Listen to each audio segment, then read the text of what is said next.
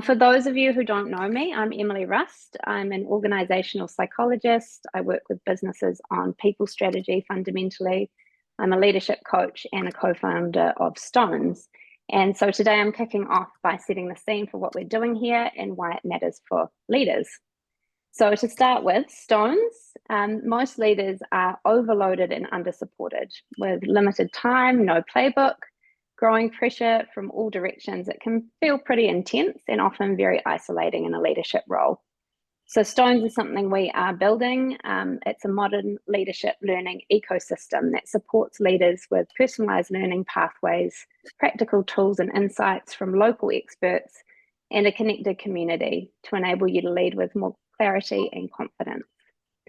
So today's session is the very first of our new Leadership Exchange webinars, where we're teaming up with our expert partners to bring you live, practical, high-impact learning on the topics that matter most. Whether you're tuning in between meetings or fully immersed in these sessions, we've designed them to be short, sharp, and immediately usable. So today's theme is energy management. It is one of the most overlooked and most critical leadership skills, in my opinion, because the truth is you can't lead on an empty tank or you can't pour from an empty cup. It doesn't really matter how well you plan your week, how many productivity hacks you use, or how many hours you put in. When your energy is spent, your clarity, presence, and performance drop with it. And what if we stopped thinking of leadership as a mental sport and actually recognized it for what it is, a full body sport? Just like an elite athlete, you as leaders need training, rhythm, recovery, and strategy to perform at your best on sustainable terms. So that's exactly what today's expert partner, Sian, brings to the table. Sian Leigh is a certified health coach. She's the founder of The Health Shed and someone who knows high performance inside and out. She coaches elite athletes and senior executives on how to optimize energy, prevent burnout, recover or manage chronic illness, and stay sharp enough to enjoy all the things that they want from life. Sian is also a recovered chronic fatigue survivor herself. So she hasn't just become an advocate and teacher of this work. She's actually someone who has to live and breathe it every day, not to relapse into that same space. What I love about Sian is that she brings a great mix of science, pragmatism, and no-nonsense insight into a topic that can be the difference between barely surviving and thriving. And today, Sian is going to share her knowledge, tools, and strategies for you to use straight away. So today's session is for anyone who wants to lead with more energy and stamina and still have energy left for outside of work. With my organizational psych hat on, I just want to caveat today's session by making really clear that we don't have time to address the broader system around burnout or energy management, which, for example, might mean managing workload pressures, creating more hours in your day, setting and holding healthy boundaries, or addressing any external or internal pressures wearing you down. Today's session is really about taking control of the one thing you do have control over. That's your awareness of your habits, behaviors, and actions that contribute to filling your tank and recharging your battery in amongst all the chaos. So with that, take a breath. If you can, please put your phone on airplane mode and give yourself this hour to invest in the one resource that you can't lead without, your energy. I'll hand it over to you, Sian. Thank you, Emily, for that lovely introduction. We'll get straight into it. Emily's in charge of my slides today. So I'll say to her, next slide, Emily. So today we will go into the 4 key energy domains. We'll be looking at blood sugar management, cortisol control, movement and exercise strategy, and sleep optimization. And so within these 4 domains, I'll first of all give you the insight into the science behind what we're going to do, and then I'll give you the really easy health hacks that you can use in order to make life a little bit easier and have that higher energy. And then at the end, I'll give you the daily micro habits that we'll be using and introducing. So we'll start with blood sugar management. And blood sugar is such an interesting one. If you flip, yeah, there we go. So we have these short-term impacts and these long-term consequences that everybody's pretty aware of. And what people aren't so aware of is that by focusing on your blood sugar, you can really improve every aspect of your life, your hormonal function, your energy, your sleep, your immune system, your aging. We're going to take it back to basics with your food intake. And what I'm going to try and explain to you today is that, or help you understand today, is that when you get these symptoms, these are actually messages from your body. And often the bad memory, the brain fog, the mood dysregulation, the tiredness, your psoriasis, your eczema, your achy toe, cravings, hair loss, exhaustion, they can be as simple as managing your blood sugar roller coaster that you get onto, because it's not just the spikes that damage your body, but it's actually the crashes as well, and they create this stress in the body. So when your body goes through a glucose roller coaster cycle, the biological stress influences your thyroid gland, your hormones, your adrenals, and your mental health. And don't get me wrong, glucose is a wonderful molecule. So it's actually the body's favorite source of energy. Your heart cells use it to pump blood, your finger cells use it to move. As human beings, we believe that the main way that we're going to get this glucose, though, is through eating starchy foods like pasta, bread, potatoes, or sugar. And your body does need some glucose, but it does not use too much. So if during a meal you deliver too much glucose to the body, you'll get a glucose spike. So I'll give you an example of a client I'm currently working with, really high functioning executive, terrible energy crashes in the afternoon, exhausted by the evening, can't do what he wants to do in the evening. So I sat down, what do you eat during the day? Okay, I get up, I have my coffee, I then have my either porridge or cereal, morning tea, a little gluten-free muffin with another coffee, lunchtime sourdough bread sandwich, afternoon tea, massive crash, 2 o'clock, 3 o'clock, another muesli bar, maybe another coffee to keep going, reaching for that sugary snack, dinner, pasta, tomato pasta, lots of veggies, but pasta. Then feeling a bit low, get on that phone to get that dopamine hit, scroll a bit of Instagram, feeling terrible. So he's thinking all the time, I need more energy, I need sugar, because that is your primal instinct, because it's the quickest way to get that energy. But sugar, when it can't be processed immediately, it harms the body's ability to create that energy. During that drop that happens after the spike, the craving center in the brain is activated, and all you want to do is look for sugar. You're gagging for that sugar. You'll do anything for sugar. So in Western society, we have 1 billion people who have pre-diabetes or type 2 diabetes. And even if you don't have pre-diabetes or diabetes, and you're getting that 3 p.m. crash, you're on the roller coaster. So that's 80% of society are having these blood sugar spikes. And the problem occurs also is because when we eat something sweet, we get that dopamine release in the brain. And that pleasure tricks the body into thinking that it's got energy. So the body's powerhouses, these little things called mitochondria that live within your cells, they're these machines, and they turn glucose into energy. They think, oh, babe, my job's over. I don't need to do anything because I've had that dopamine hit. I've got that energy.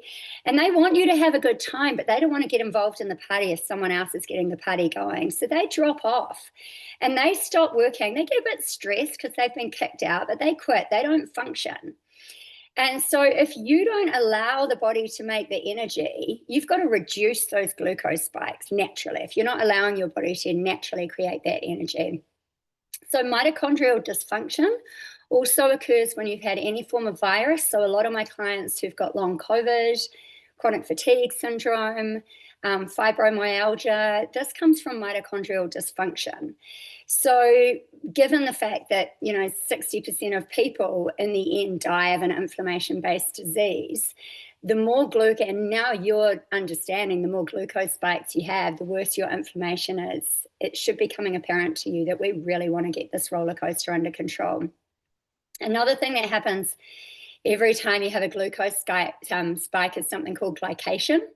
And this is the aging process. Essentially, if you imagine a chicken when you buy it at the supermarket and it's all squishy and beautiful and, really you can put your finger in and it bounces back. That's what we're like when we're born. But as we age, glycation occurs, and we slowly become like a burnt chicken that you left on the barbecue and forgot about at that party.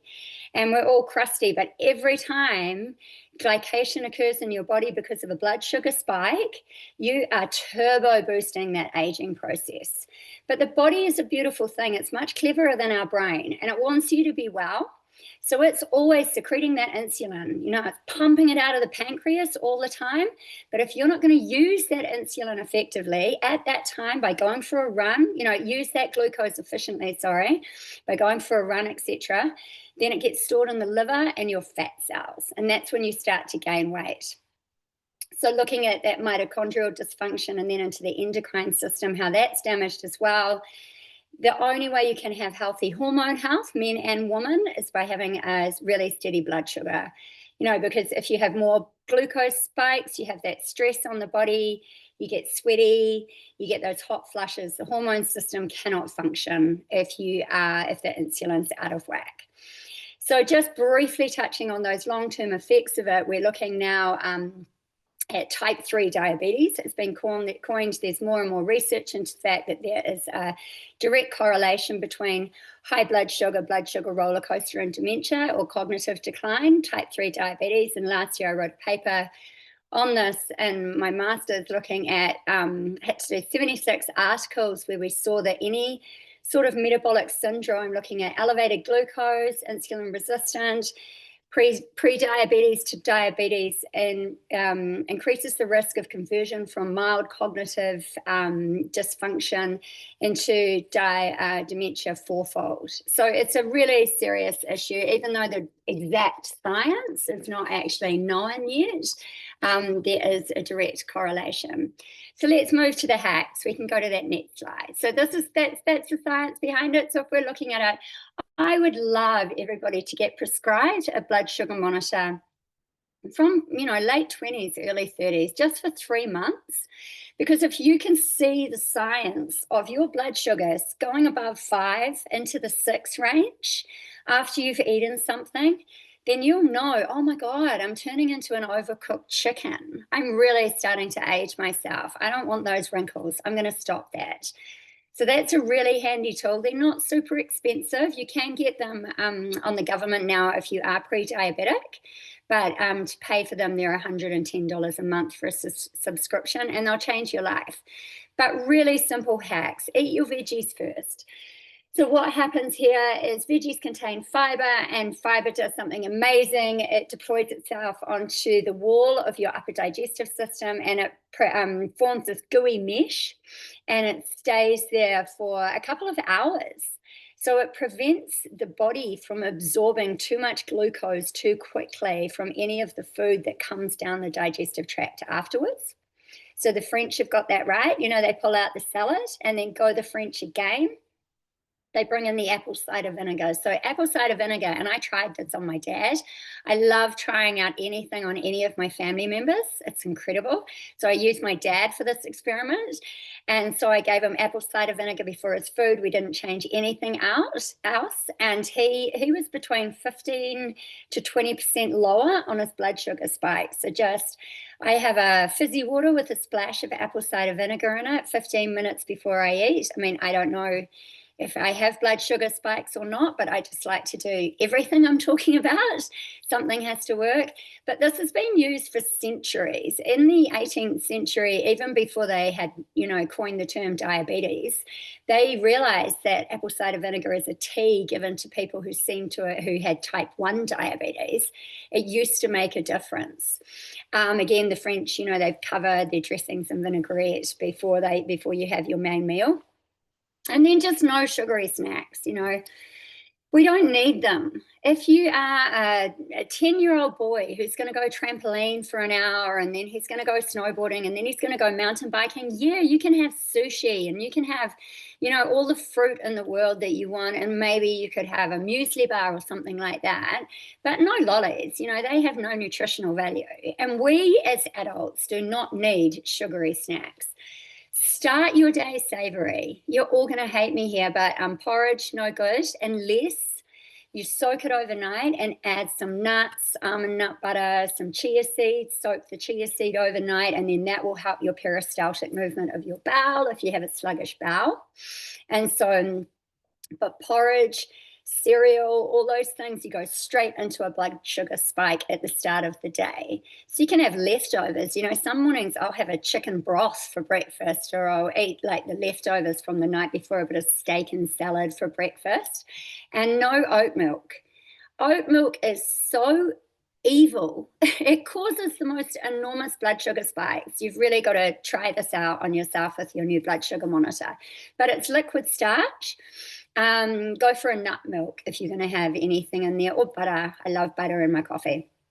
Okay, so you need to walk 10 minutes after every meal. Immediately brings that blood sugar down, because, and this goes on to the next hack, if you can't go for a walk and you're at your desk, do your calf raises. So you're coming onto your tippy toes. I'm doing them as we speak. Talk a bit more about the mitochondria here and in a while, but the densest concentration of mitochondria in your body is in your calves. They love muscles. So that's why I'll speak to you when we talk in the exercise section. I'll talk to you about how important it is to build your muscles for every facet of your functioning. But if you do those calf raises, that mitochondria is going to be like, oh yeah, baby, I'm going to use this energy up. And stay hydrated. You know, we need to drink. So the way that I calculate with clients how much they need to drink a day is, if you know your weight in pounds. So let's say, for argument's sake, I'm 140 pounds. Halve that, 70 pounds, halve that again. Sounds complicated, but this is the best way. 35, move the decimal point, 3.5 litres. So that sounds a lot.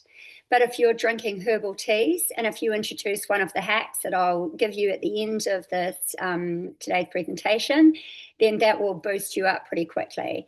But this makes, yeah, here we go, everyone. Take a little sip of water here. Good. Okay, so let's move on now to one of everybody's favorite topics. We're going to talk about stress. Okay, because everybody is pretty much sitting in the red zone all the time, really. You know, you wake up in the morning, you've had a shitty sleep, you go to get the kids' school uniforms, they're still wet, the alarm didn't go off, so you're late anyway. The dog's done something on the carpet, you don't know what it is, but it just looks terrible. You realize that you didn't put petrol in the car, or you forgot to put it on to charge. You got to go to the petrol station before you drop the kids off. The kids are late to school. So you get to work and you're already up here in the red zone. If you don't take yourself down, you're going to sit in that red zone all day, and you'll be going up and down all day from that level. So I'm going to explain to you, stress affects every single bodily function in the same way that glucose spikes do. And for example, the cardiovascular system, you know, the blood vessels are designed to tolerate a steady pulsing, slow stream of blood flow. When adrenaline goes up, it's like a fire hose, and it's spraying these blood vessels, and the system's really competent at dealing with that the way for as long as we were meant to deal with it, because we're still cavemen. I mean, our brains have overdeveloped. We're like computers, but physically we're still anatomically like cavemen. So the body can cope with that for about 10 minutes. So does anyone just have 10 minutes of stress in their day? You know, no one has just 10 minutes of stress in their day. But when we stay in that chronically elevated level of stress for hours, days, months, years, this causes wear and tear on those blood vessels, and it causes really weak spots for plaques to develop. And this is how stress causes heart disease. And that's just one of the systems. You know, it impacts your endocrine system, your nervous system, your musculoskeletal system, your digestive system. So 90% of my clients come to me with digestive issues. The other 10%, when they leave, they realize they actually do have digestive issues, but they've just been ignoring them for a long period of time, because complicated, fascinating things happen to the digestive system when you're under a lot of stress. The upper digestive system slows down and the lower digestive system speeds up, and voila, you have IBS. So this is really interesting to understand, that it's something as simple as managing your stress and getting those stressors out of your system can actually affect your digestive system. And I'll give you some tips today so that we can flip that out of the digestive system. And loving this quote here, the stress itself will kill you faster than the stressor unless you do something to complete the stress response cycle. Because we can't get rid of the stressors in our life. You know, stressors are your job. So these are also things that can bring you great joy, but they can also bring you great stress. You know, stressors, your job, your children, money, work, family, friends, politics, social media. They can be internal. They can be, trauma, history, bad self-talk. They can all be stressors. They activate the stress response in the body. And stress is what happens in your body. It's this chemical stew, and it's activated in response historically to keep us safe from being chased by a hippo. So let's say, for example, you are on a safari in Africa and the hippo starts to chase you. And I say the hippo because he is the most, or she is the most dangerous animal apart from humans on land. We are more dangerous than hippos. He starts chasing you and you're running as fast as you can, and in the distance, miraculously, this hut appears and you're thinking, oh my God, today is not the day I'm dying. There's that hut sprinting. The door opens, this woman's there, she pulls you in, she hugs you, and you're simultaneously exhausted, but you're euphoric, you fall in love with this woman. You have all the joy and gratitude and feeling alive with this happiness. And automatically you assume it's because that hippo's wandered off. But no, it comes from the exercise of running and that emotional connection with that person that helped you out. And these behaviors have said to your body, you've escaped from the stressful situation and you are now safe in your body to process this stress.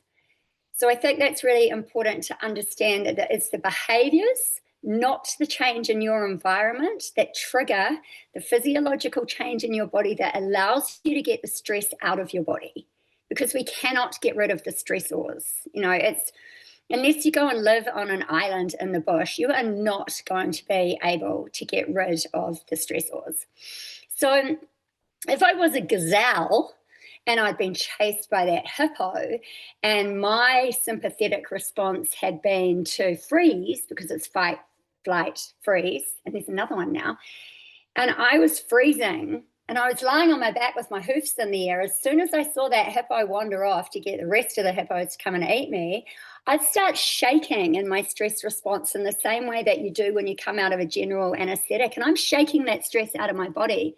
But we stupid humans have turned that off. So we now need to reteach our body how to get rid of that stress out of our body, because we have so much more of it in us all day than that gazelle. So I am going to teach you how to get that out of your body. So you don't do what I just did, and the second that you go on holiday, you get sick, which is why I've got this throat. If I do have to cough, that's why.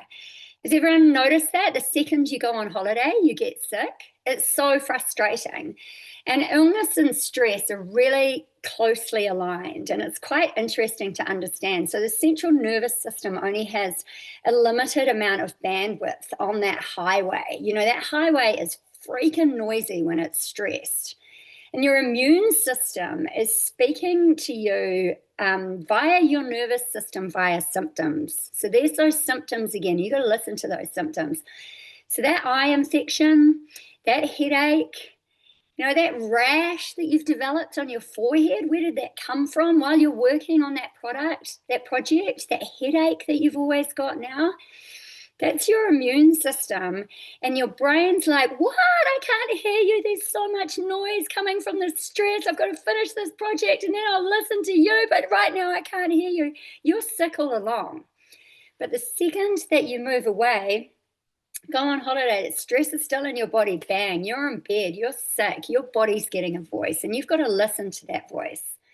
So you've got to remember, while you're dealing with that day's stressors in your head, your body is managing the stress. So it is absolutely essential, in the same way that sleep is essential, eating well is essential, that you give your body and your brain the resources to complete that stress cycle. Because if you don't listen to that voice, chronic stressors plus chronic stress equals chronic illness. So let's go on to how we're going to get this out of our body. These are our so these are our most efficient ways to complete this cycle. So movement and exercise. I'm a massive fan of dance. Put on the music and dance, get in the shower and dance. Any time you can dance, even just squinching up your fingers, shrugging your shoulders, moving yourself around, tense every muscle in your body, flop right down, releasing that out of your body. Okay, so going for a run, going for a power walk, walking up a hill. We'll talk more about exercise. We'll go through the best exercises for brain function. So that is huge. Exercise, quickest way. Okay, now we're going to do breathing. And I want you all to do something here. And while you're getting into position, I'll tell you about it. So I want everyone to get down on the floor and either put their feet up or their calves onto the desk. You can move your desks if you want, or you can, Roscoe, I can see you're not moving. Please move. And you're down on the floor and you're putting either your legs up the wall or you're putting your feet on the desk. Okay, so when you do this, so this is called Viparita Karani in Sanskrit. Oh yeah, I can see your feet, Emily, you're in your Uggs. Well done, keeping your tootsies warm. It's putting back into circulation the fluids, the blood that's sitting in your legs, not really doing anything apart from swelling them. It's putting that back into your heart. So I had a client up in Northern England. She was a head of a school and she came to me for herself, but she said, look, we're all exhausted all the time. So legs up the wall became her mantra. And at the end of every lunchtime, no more coffee for the entire staff. They all put their legs up the wall. And you can work like this, like quite often I'll get a pillow and I'll make sure I've got my laptop on a couple of pillows so I'm not frying my ovaries. And then I'll work like that so my feet are above my heart and I'm bringing more blood flow to my heart. So now we're here, we're going to do a breath. We're going to do 3 breaths. And when I say to you, press your belly up, I want you to press it into your hands. So you can either put both hands on your belly. If you've stayed seated in your chair, that's okay. Just do that seated. If you're lying down, you could put one hand on heart, one hand on belly. And so when I say to you, exhale, and I do the count for you, draw that navel into your spine and we're going to activate the vagus nerve. And I'll talk about the vagus nerve a little bit more in a moment. Okay, so everyone hands on belly. Inhale, 2, 3, 4. Hold, 2. Exhale, 2, 3, 4, 5, 6. Inhale, 2, 3, 4. Hold, 2. Exhale, 2, 3, 4, 5, 6. Last one. Inhale, 2, 3, 4. Hold, 2. Exhale, 2, 3, 4, 5, 6. Okay, so you have just flicked your nervous system out of sympathetic into parasympathetic. Just through those 3 belly breaths. So we want our rest and digest activated most of the time. And that is your number 1 tool, that breathing. When my kids were young, I used to go to the toilet and do that before every meal because it was chaos. So I highly suggest, you can come back up to your seat now, or you can stay down there, whatever feels best for you. You'll be able to hear my voice. Excuse me. So that breathing is it's the most powerful tool in your toolbox. Okay. Positive social contact. So your body you have a natural inclination to connect with other people. It tells your body you're safe. That could be the barista. That could be someone at the water cooler. Doesn't have to be huge. It can just be a shared smile. Laughter, pee your pants laughter, fall on the floor laughter, cramp in your stomach laughter, tears rolling down your face laughter. That gets rid of everything. So when you get home and you've had a stressful day, don't watch Black Mirror. Watch The Office, watch something that makes you die with laughter. Parks and Recreation, Modern Family, all those brilliant ones that take you away from your life and they make you belly laugh. In the same way, affection. So a hug in a trusting context, don't just go up to a colleague that you've said hi to in the hall and hug randomly. But there is a lot of research that shows that a 20-second hug drops the cortisol level dramatically. The body knows it's home, drops your blood pressure, your heart rate, cortisol, and then you release oxytocin. So this is it's incredible, a hug. Hugging people and you just feel that on you. And if someone's having a panic attack, lying on top of them can be an incredible technique as well. It just compresses the body and the body thinks it's safe.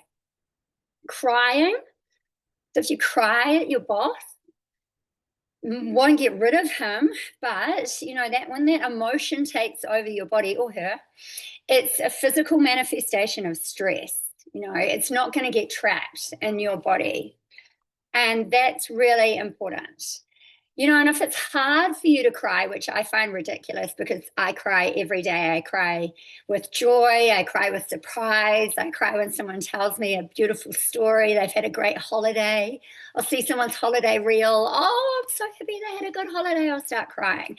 But if you find it hard to cry, and potentially because you're worried that when you start crying, you won't be able to stop, once you start crying, if you focus actually on the crying, oh my God, tears rolling down my face, snot coming out my nose, I'm shaking, I can't breathe, the crying actually stops. It can't last more than 5 minutes. So it's really powerful crying. This is great. Creative expression. I love this one, and I love Carrie Fisher. Obviously, we all do. Take your broken heart and turn it into art. Has anyone... I always say I'm cooking with vitamin L, cooking with vitamin love. My friend's husband said that he believes she cooks with vitamin H, vitamin hate, because she hates cooking and he can taste it. So cooking when you're angry can be good, but you might taste it in your food. But you could knit something, you can paint. Dancing, again, it's a creative expression. And so getting that out of your body is a powerful way. So when you're at work, you've got these little buffer blocks. Don't go back-to-back meetings, 11 to 12 to 1 to 2. Take that 10 minutes and go and do your toilet breathing, your 3 belly breaths. And then give yourself that white space in the week. I actually try to block out 1 day every week where I just have nothing scheduled.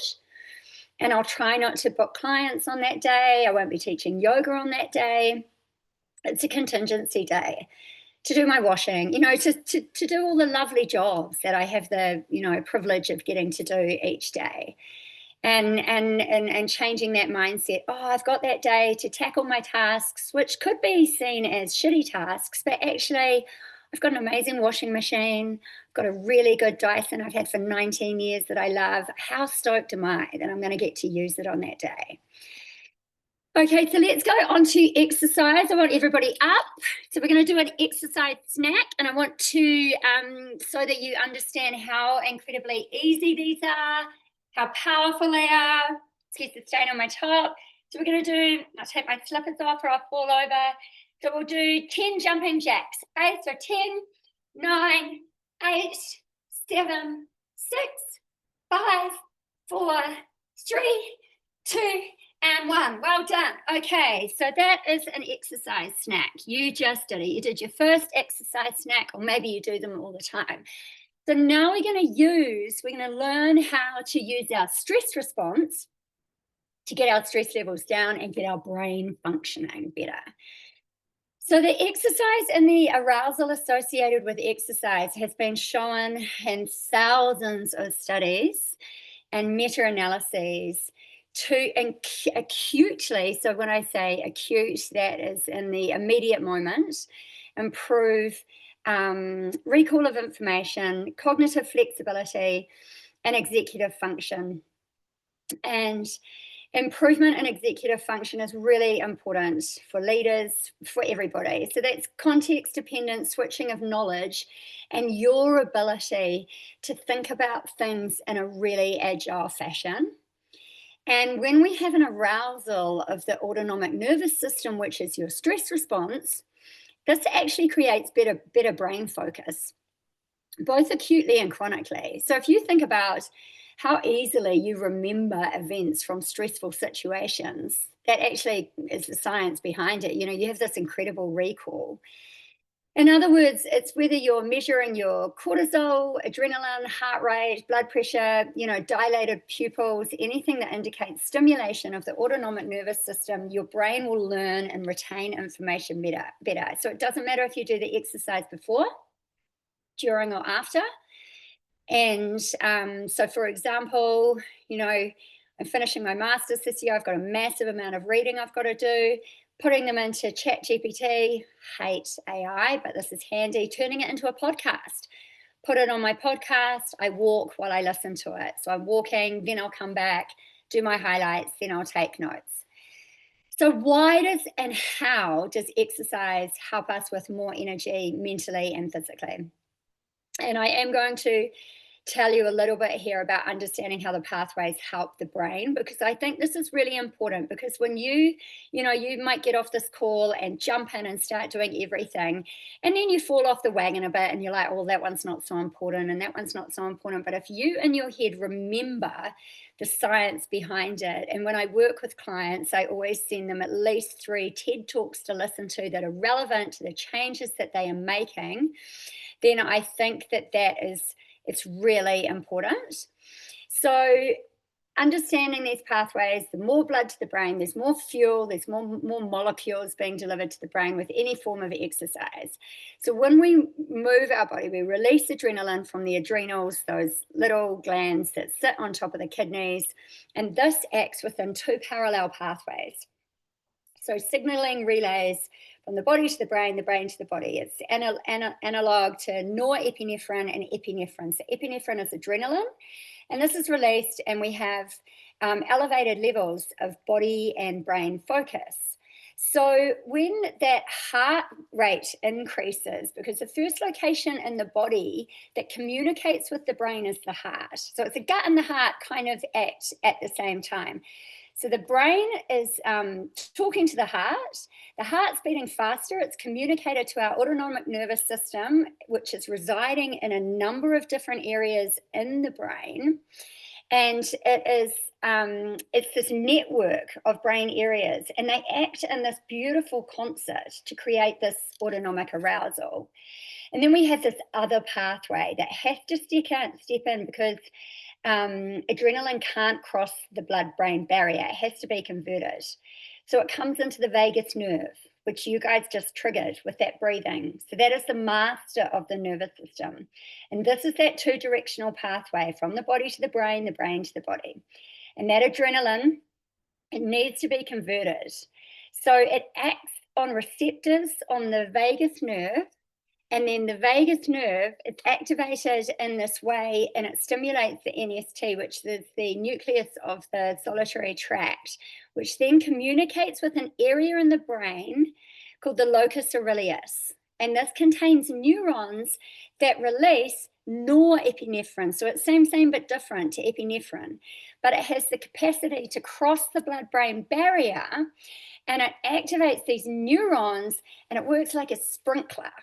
And it sprays this epinephrine all through the brain, and it stimulates parts of the brain like the prefrontal cortex, which is shut down in your teenager and makes them really fun morons, but ours should be back by now, should be.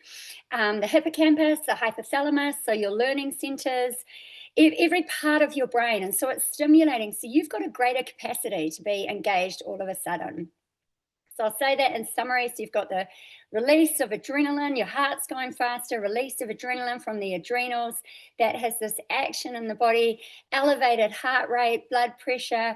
Adrenaline from the adrenals goes into the vagus nerve, from the vagus to the NST, from the NST to locus aurelius. The locus aurelius sprinkles that brain, norepinephrine, raises that baseline activity in all those brain areas. Isn't that incredible? And so voila, you have this incredible brain. It's so exciting. So let's go on to that next slide and look at the exercises that you've got. And it honestly doesn't matter what exercise you're doing. If you said to me, if you came to me and you said, look, I've got a spare hour every day that I just don't know what to do with. then I would say to you, oh, fabulous, I can fill that for you. We could do a little bit of cooking, but let's fill it with exercise. And so I'd love you to do like a yoga. And then I'd love you to do like a bit of resistance training, Pilates with bands, and then let's do some high intensity sprints. And then let's do some compound exercises. Now, I know when someone first said to me, about compound exercises, I was like, well, what a compound exercise and why? And it's basically a multi-joint movement, and it works multiple muscle groups simultaneously. So unlike an isolation exercise, which just focuses on a single muscle group, compound exercises engage several muscles and joints simultaneously. So it makes it a really efficient way to work out time-wise. But also the great thing is twofold. So you're doing your squats and you've got your weights, or you're doing your star jumps. You're pumping that heart. You're doing your plank. That heart communicating to the brain really quickly. It's like, okay, we need to get going. We're going to do that pathway thing. Get the NST, locus aurelius, going to get pumping, fire hose in the brain. So that is why also the second reason is we're going to build muscle. And what do we know loves muscle? Mitochondria. So our blood sugar is going to be functioning better. Our energy is going to be better. So the more muscle you build, and this is really quite, it's new for me to know in these last 10 years how important muscle is.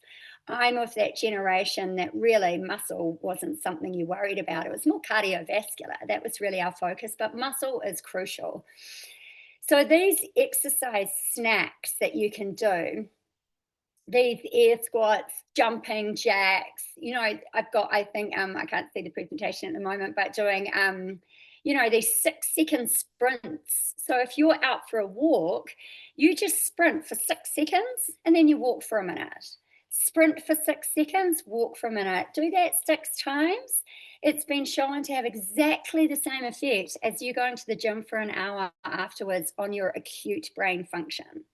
So walking up and down the stairs, parking a little bit further away, making sure that you take that walk 10 minutes at lunchtime. So that incremental exercise. So these are all areas that you can just drop into your day throughout your day, standing rather than sitting. Okay, so something wonderful about when you exercise more is you're going to sleep better. So that takes us on, this is our last section, and this is something, my final thesis this year is actually on sleep. So I love sleep. Sleep doesn't come naturally to me, so I think it's why I have found it something that I'm so fascinated by. My sleep routine is of much mirth, causes much mirth amongst my friends, but it works usually. And understanding that all these things that we're doing in the day. So if you are exercising, you're going to sleep better. And I think it's just crucial to understand sleep. And one of the studies I looked at terrified me. And I'm actually going to read you a passage from this, because unlike food, we can't last really more than 24 hours without sleep before it affecting us in a really detrimental fashion. So this study, in this 2018 meta-analysis on a group of historical studies, so it's completely unethical to deprive people of sleep, so they don't do these studies anymore, but averaging 72 to 92 hours without sleep, symptoms rapidly developed after one night without sleep, progressing in an almost fixed time-dependent way. Perceptual distortions, anxiety, irritability, depersonalization, and temporal disorientation started within 24 hours, followed by complex hallucinations and disordered thinking after 48 hours, and delusions after 72 hours, after which time the clinical picture resembled that of acute psychosis or toxic delirium. By the third day without sleep, hallucinations in all 3 sensory modalities were reported. A period of normal sleep served to resolve psychotic symptoms in many, although not all, cases. Isn't that terrifying? Sleep is everything. While we sleep, we're lying there not doing anything or thinking we're not doing anything. your body's going for it. Your growth hormone is released, your healing hormone is released. 3 a.m. your liver dumps. Does anyone wonder why they always wake up at 3 a.m., especially when they've had a few drinks or they're stressed?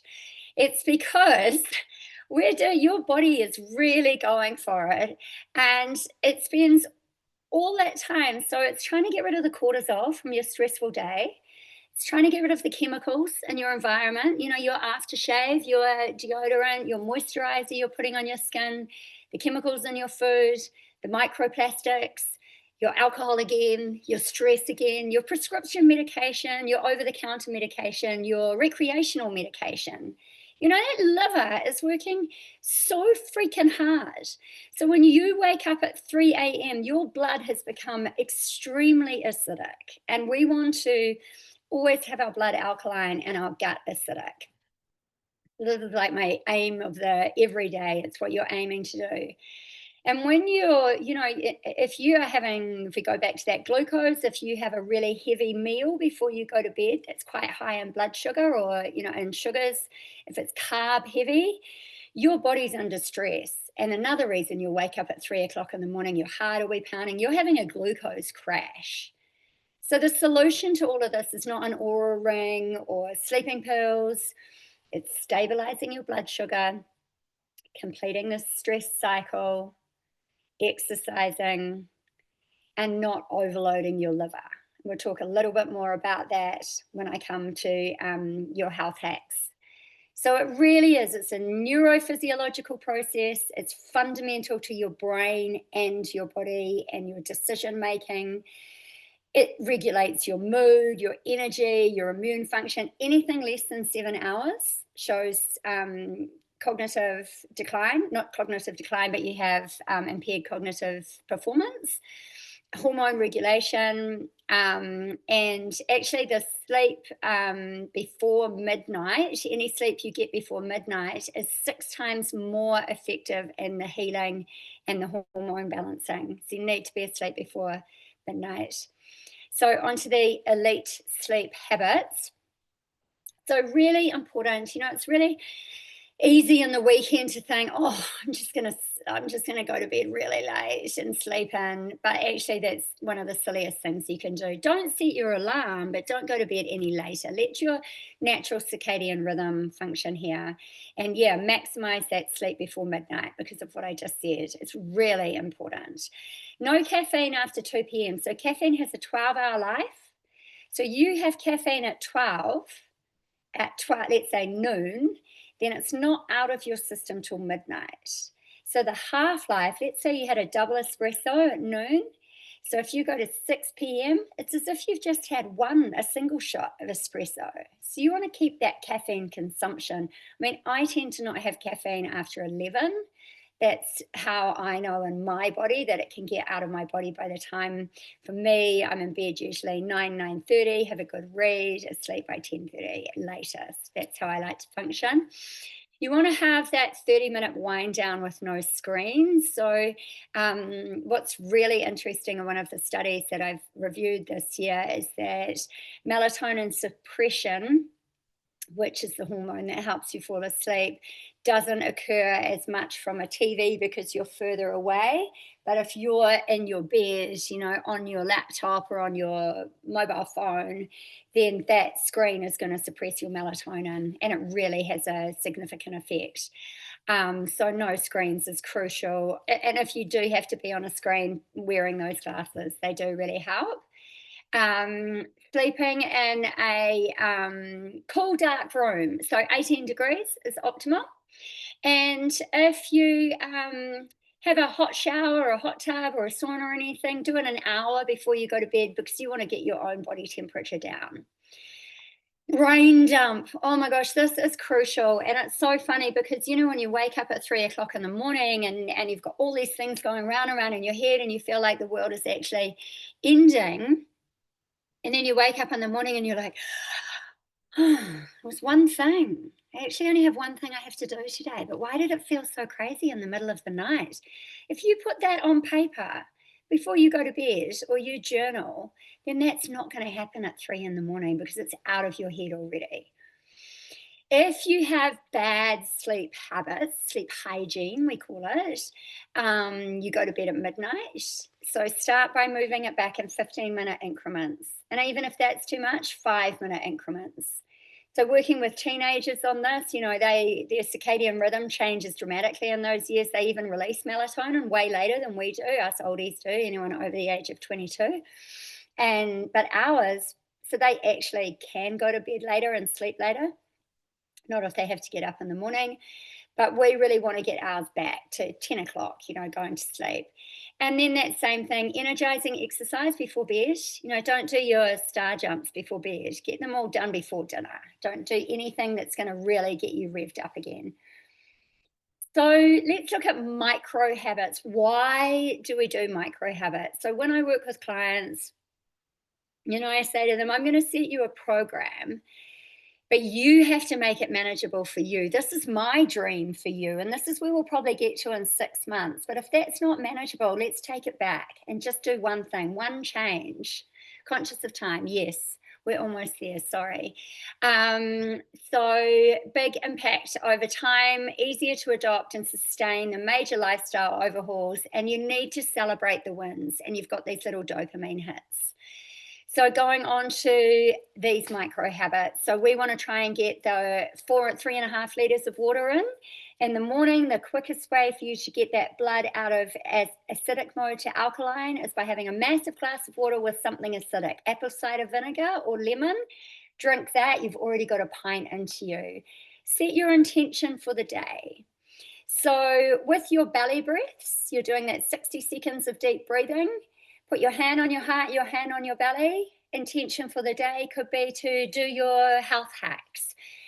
A sankalpa is something we do when I teach yoga nidra. It's I am enough, I am amazing, I am happy, I am healthy, I am a great mum, I am a great leader. It's something you set your intention for the day.